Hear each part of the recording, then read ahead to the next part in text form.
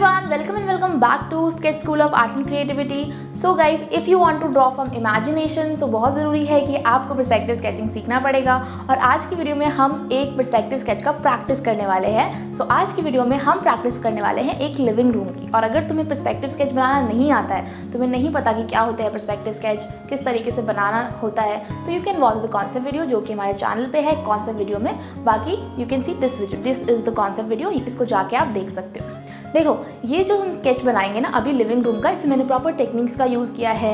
सारी लाइंस जो है वो वैनिशिंग पॉइंट पे जा रही है, एक हॉराइजन लाइन है। तो ये देखो आप बना लोगे लिख देख के, लेकिन अगर तुम्हें खुद से सोच के बनाना है उसके लिए तुम्हें कॉन्सेप्ट पता होना चाहिए। इसके लिए कॉन्सेप्ट वीडियो देखना ज़रूरी है। ओके, अगर तुम्हें पता है कि क्या होता है तो चलो फटाफट से स्टार्ट करते हैं।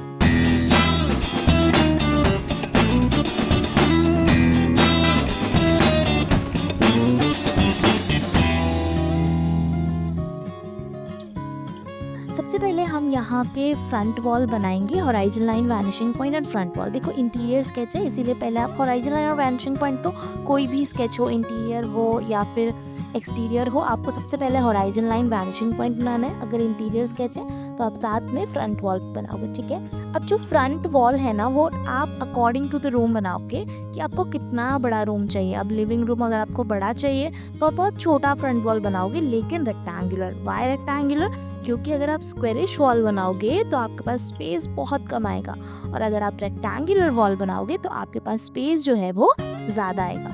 इसीलिए रेक्टेंगुलर वॉल इज़ बेटर, ठीक है। अब लिविंग रूम के हिसाब से पहले तुम्हें थोड़ा सोचना है कि क्या क्या चीज़ें बन सकती हैं, लिविंग रूम में क्या क्या चीज़ें हो सकती हैं, और उस हिसाब से आपको पहले फॉर्म करने हैं बेसिक शेप, और फिर आप इसको फाइनल कर देंगे, ठीक है। जैसे कि यहाँ पे सोफ़ा मुझे बनाना है, टेबल मुझे बनाना है, तो सबसे पहले हमने क्या बनाए, क्यूबॉइड्स। हमने क्यूबॉइड से बेसिक शेप्स दिए और फिर हमने उसको फाइनल आउटलाइनिंग करी, ठीक है। तो यही प्रोसेस हम सारे ऑब्जेक्ट्स में फॉलो करेंगे, कोई भी चेंज नहीं है इस प्रोसेस में, ठीक है। अगर तुम्हें टेबल बनाना है, चेयर बनाना है, कबर्ड बनाना है, टीवी बनाना है या फिर कुछ और बनाना है, आप शुरुआत तो क्यूबॉइड से ही करोगे, ठीक है। मोस्ट ऑफ द ऑब्जेक्ट्स आपके क्यूबॉइड से बन जाएंगे, ठीक है। और पर्सपेक्टिव में तुम्हें फिर बनाना कुछ भी हार्ड नहीं लगेगा, सब कुछ आप क्यूबॉइड से बना सकते हो। और guys you can use scale आप यूज़ कर सकते हो, उसमें कोई प्रॉब्लम नहीं, ठीक है। हाँ, लिविंग रूम है इसीलिए आप थोड़ा सा रिसर्च कर सकते हो कि क्या क्या चीज़ें आपको बनानी है, आप क्या क्या चीज़ें बना सकते हो, ठीक है। तो थोड़ा सा आप पिंटरेस्ट पे देख लो, गूगल पे देख लो, आप अपने हिसाब से रिसर्च कर सकते हो और फिर इसे अप्लाई कर सकते हो, ठीक है। देखो, जब भी हम कोई स्केच बनाते हैं ना, या वो इंटीरियर हो या वो एक्सटीरियर हो, उसमें सबसे इम्पॉर्टेंट चीज़ है बैलेंस, ठीक है। हम कोई भी चीज़ को कहीं भी प्लेस नहीं कर सकते हैं, आपको बैलेंस का हमेशा ध्यान रखना पड़ेगा कि आप डाइनिंग टेबल किधर प्लेस कर रहे हो, आप टेबल किधर प्लेस कर रहे हो, सोफ़ा किधर प्लेस कर रहे हो, रैंडमली कहीं पर भी कुछ भी नहीं रख सकते, ठीक है। तो जब तुम रिसर्च करोगे या फिर तुम अपने घर में भी देखोगे तो तुम्हें दिखेगा कि सब चीज़ें एक बैलेंस वे में रखी हैं, कि दीवार के पास ही सोफ़ा रखा है, उसके सामने टीवी है, ठीक है, उसके लेफ्ट साइड में टेबल है, तो सब चीज़ें बड़े ही अच्छे से बैलेंस है। तो अगर आपको अपने स्केच को अच्छा बनाना है तो balancing is very important, okay. After drawing all these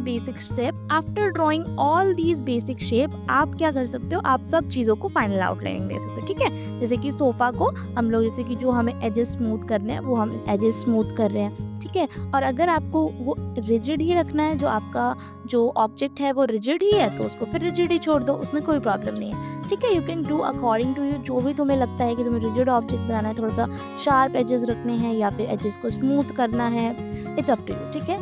जो डिज़ाइन चाहो वो डिज़ाइन बना सकते हो। मेन थिंग क्या होती है, मेन थिंग ये होती है कि आपको टेक्निक्स पता होनी चाहिए, आपको बनाना आना चाहिए और सोच के बनाना आना चाहिए, और ये सब चीज़ें तुम्हें तभी आएंगी जब तुम शुरू करोगे। अभी अगर तुम सिर्फ इस वीडियो को देख रहे हो ना, तो देखने से नहीं होता है, आप शीट लेके बैठो, बैठ के बनाओ, तभी होगा, ठीक है। जब तक तुम बनाओगे नहीं तब तक तुम्हें समझ ही नहीं आएगा कि तुम्हें कहाँ प्रॉब्लम आ रही है। जब तक तुम अपने स्केच को इस स्केच से कंपेयर नहीं करोगे, तुम्हें नहीं समझ में आएगा कि तुम कहाँ पे प्रॉब्लम फेस कर रहे हो, ठीक है। और उस प्रॉब्लम को जब हम फेस करते हैं तो उसके बाद हमें उसका सोल्यूशन भी निकालना होता है। कई बार क्या होता है कि हमसे कुछ चीज़ें बन नहीं रही होती हैं और फिर हम सोचते हैं कि क्यों नहीं बन रही, लेकिन उसको आप ठीक कर सकते हो। एक छोटे से टेक्निकल एरर होगा या फिर कुछ चीज़ें तुम गलत फॉलो कर रहे होगे, उसकी वजह से ही वो स्केच नहीं बन रहा है। आप ईज़िली अपने स्केच को बना सकते हो, उसमें कोई भी प्रॉब्लम नहीं है। Just what you have to do, you have to draw. ठीक है, आपको पहले टेक्निक सीखनी है, फिर उसके बाद आपको उसको अप्लाई करना है। पहले देख के स्केचेस बनाने हैं, फिर बिना देखे बनाने हैं। ठीक है, और जो भी तुम बनाते हो उसमें करेक्शन भी करवा लो। ठीक है, करेक्शन क्यों? क्योंकि जहाँ पे छोटी छोटी छोटी गलती तुमने करी होगी वो ठीक हो जाएगी, तो अपने आप ही तुम्हारा स्केच, हर स्केच बेटर होगा। पहला स्केच जितना तुमने अच्छा बनाया, नेक्स्ट स्केच तुम और अच्छा बनाओगे, उसके बाद तुम नेक्स्ट स्केच और अच्छा बनाओगे।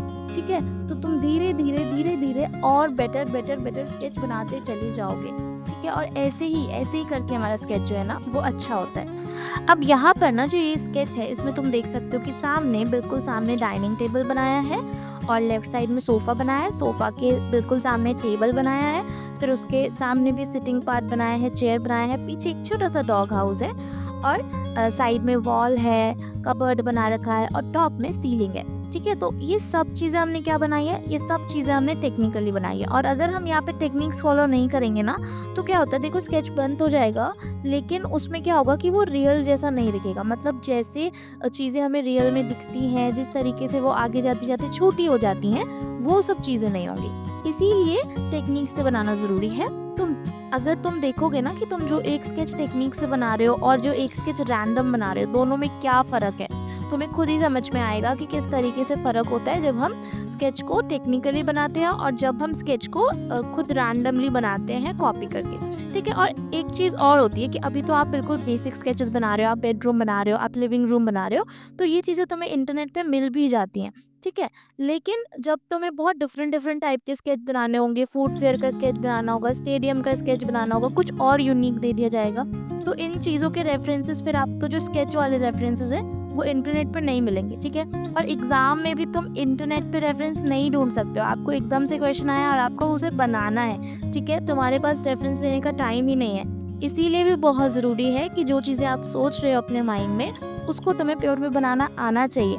अगर तुम्हें पेपर पे बनाना नहीं आता है तो तुम्हें क्या करना चाहिए, तुम्हें सीखना चाहिए, तुम्हें पर्सपेक्टिव स्केच सीखना चाहिए। ठीक है, जो ये हम बना रहे हैं ना, अगर आपसे अभी नहीं बन पा रहे, कोई बात नहीं, आप जाके कौन सा वीडियो देख लो, आपको टेक्निक समझ में आ जाएंगी ना, फिर आप इसको प्रॉपरली बना सकते हो। ठीक है, देखो अभी हमने ये स्केच के बाद मैं इसमें माइक्रोन पेन ऐड कर रही हूँ, लेकिन अगर आप माइक्रोन पेन ऐड नहीं करना चाहते हो तो यू कैन स्किप इट। आप सिर्फ पेंसिल स्केच बना के, ये जितनी भी माइक्रोन पेन से लाइनिंग हो रही है ना, इसको आप सिर्फ पेंसिल से कर सकते हो, पीछे वाले पार्ट को लाइट करके। ठीक है, कोई उसमें प्रॉब्लम नहीं है, आप पेंसिल स्केच से भी कर सकते हो। ठीक है, या फिर आप माइक्रोन भी यूज़ कर सकते हो। बस आपका स्केच जो है ना वो फिनिश लगना चाहिए, आपके स्केच में प्रॉपर डेप्थ दिखनी चाहिए और वो प्रेजेंटेबल होना चाहिए। प्रेजेंटेबल का मतलब क्या, कि वो देखने में अच्छा लगना चाहिए। कोई भी स्केच तभी अच्छा लगता है जब वो देखने में अच्छा होता है। ठीक है, 2-3 चीज़ें होती हैं कि टेक्निक्स तो ठीक होने ही चाहिए, जैसा रियल में दिखता है वैसा तो होना ही चाहिए, साथ में वो देखने में भी अच्छा होना चाहिए, ताकि एकदम से इम्प्रेसिव व्यू आ जाए। ठीक है, तो उसके लिए तुम कुछ यूनिक डिज़ाइंस ऐड कर सकते हो। ठीक है, जो तुम्हारे माइंड में हो, या फिर तुम पिंटरेस्ट से ढूंढ सकते हो। ओके, तो ये जितना ढूंढने वाली चीज़ें हैं, जितना समझने वाली चीज़ें हैं, करेक्शन करवाने वाली चीज़ें हैं, डिस्कशन वाली चीज़ें हैं, वो आपको एग्ज़ाम से पहले ही करनी होती है। एग्ज़ाम से 5-6 महीने पहले भी अगर आप शुरू करते हो तो ठीक है, हो जाता है। लेकिन अगर आप उसको 1-1.5 साल पहले शुरू करते हो, अगर आपके पास 1-1.5 साल है तो ये और ज़्यादा बेटर होगा। अगर आपके पास 1-1.5 साल है तो वो ज़्यादा बेटर होगा, क्योंकि तुम ड्राइंग पार्ट में जितना ज़्यादा टाइम दोगे ना, तुम्हारे लिए उतना बेटर है। जितना ज़्यादा टाइम आप इन्वेस्ट करोगे ड्राइंग पार्ट में, उतना ज़्यादा आपका ड्राइंग बेटर होगा। मतलब अगर मैं बोलूँ कि अगर आज मैं ड्राइंग बना रही हूँ और मैं 2 साल तक प्रैक्टिस करती रहूँ तो मेरी ड्राइंग बेटर ही होगी। ऐसा नहीं है कि वो स्टिल वहीं पे रुक जाएगी, नहीं। और टेक्निकली प्रैक्टिस करूँगी तो और ज़्यादा बेटर होगी। ठीक है, तो आप जितना जल्दी शुरू करोगे उतना ज़्यादा बेटर होता है ना, उतना ज़्यादा आपके पास टाइम होता है, स्लो लर्निंग का टाइम होता है। ड्राइंग में ना slow learning is very important, कि हम एक एक टॉपिक पे, एक एक चीज़ पे बहुत ज़्यादा टाइम दें। तो क्या होता है ना कि हम चीज़ों को बहुत अच्छे से सीख पाते हैं, हम उसमें टाइम दे पाते हैं, उसमें करेक्शन समझ पाते हैं, अपने कंफर्ट के हिसाब से भी सीख पाते हैं। तो ये सब चीज़ें भी बहुत ज़रूरी है ना। और एग्ज़ाम टाइम पे तुम एकदम करते हो तो तुम्हें जितना आता है फिर उसमें ही करना पड़ता है, और बहुत मुश्किल होता है बहुत जल्दी सब कुछ कवर करना, है ना। कवर कर सकते हैं, लेकिन उसके लिए आपको ज़्यादा टाइम देना पड़ता है, ज़्यादा मेहनत करनी पड़ती है, ये सारी चीज़ें आपको करनी पड़ती हैं। ज़रूरी नहीं है कि आपको यही स्केच बनाना है, आप कोई अलग स्केच भी बना सकते हो अपने माइंड से, जो भी तुम्हें अच्छा लगता है तुम वो बना सकते हो। ठीक है, यहाँ पे तुम देख सकते हो कि कुछ थोड़ा सा इंटरेस्टिंग एलिमेंट्स ऐड करने की कोशिश करी गई है ना। वो जो साइड में शेल्फ है जिस पे चीज़ें रखी हुई हैं, वो, उसके अलावा साथ में स्टूल है, ठीक है। तो दैट्स इंटरेस्टिंग एलिमेंट। तो आप भी अपने स्केच में कुछ इंटरेस्टिंग एलिमेंट्स ऐड कर सकते हो, ठीक है। जो भी तुम्हें अच्छा लगे, जो तुम रेफरेंस ढूंढो, तुम्हें लगे कि हाँ ये बहुत अच्छा एलिमेंट है, तो आप उसको ऐड कर सकते हो और यहाँ पे कुछ रिप्लेस भी कर सकते हो, ठीक है। मेन चीज़ है प्रैक्टिस करना, आपको प्रैक्टिस करनी है। ओके, आपको शीट लेके बैठना है, ठीक है, एक स्केच बनाना है। ये स्केच बनाओ तो भी अच्छा है, ये स्केच ना बनाओ, कुछ अलग बनाओ, वो भी अच्छा है। हाँ, शुरू में क्या होता है ना कि हम टेक्निकली खुद से उतना नहीं बना पाते हैं, तो आप 1-2 स्केच देख के बना लो, फिर उसके बाद आपको समझ में आ जाता है कि हाँ, क्या बनाना कैसे है, किस तरीके से चीज़ें बनेंगी, तो फिर उसके बाद तुम खुद से भी बना सकते हो, ठीक है। तो मेन थिंग यही है कि आपको सीखना है ना, आपको कॉपी नहीं करना है। अब ये स्केच भी है तो तुम देख के बनाओगे तो आप टेक्निक तो समझ रहे हो, लेकिन जो वो सोचने वाला पार्ट है ना, वो आप यहाँ पे फॉलो नहीं कर रहे हो। वो सोचने वाला जो पार्ट है ना, वो तुम तभी करोगे जब तुम खुद से स्केच बनाओगे, ठीक है। लेकिन उसके लिए पहले आप 1-2 स्केच देख के बनाओ। आप ये वाला स्केच देख के बना लो, उसके अलावा और भी हमारे चैनल पे वीडियोस हैं, प्रैक्टिस वीडियो, उसको भी आप देख के बना सकते हो। आपको समझ में आएगा कि आप किस लेवल पे हो, कितना बना पा रहे हो, क्या देख के भी अच्छा बना पा रहे हो कि नहीं बना पा रहे हो। और अगर देख के अच्छा बना पा रहे हो तो एक बार बिना देखे बनाओ, ट्राई करो, कोशिश करो कि बिना देखे भी आप कोई स्केच बनाओ, उसको आप एनालाइज करो कि हाँ ये अच्छा बन पा रहा है कि नहीं बन पा रहा है। किसी भी एग्ज़ाम को क्रैक करने के लिए ना खुद को समझना ज़रूरी होता है कि मुझे कितना आता है, मुझे और कितनी प्रिपरेशन की ज़रूरत है, मुझे क्या स्टेप्स लेने हैं, और वो तुम्हें सोचना ही पड़ेगा अगर तुम सीरियस हो, ठीक है।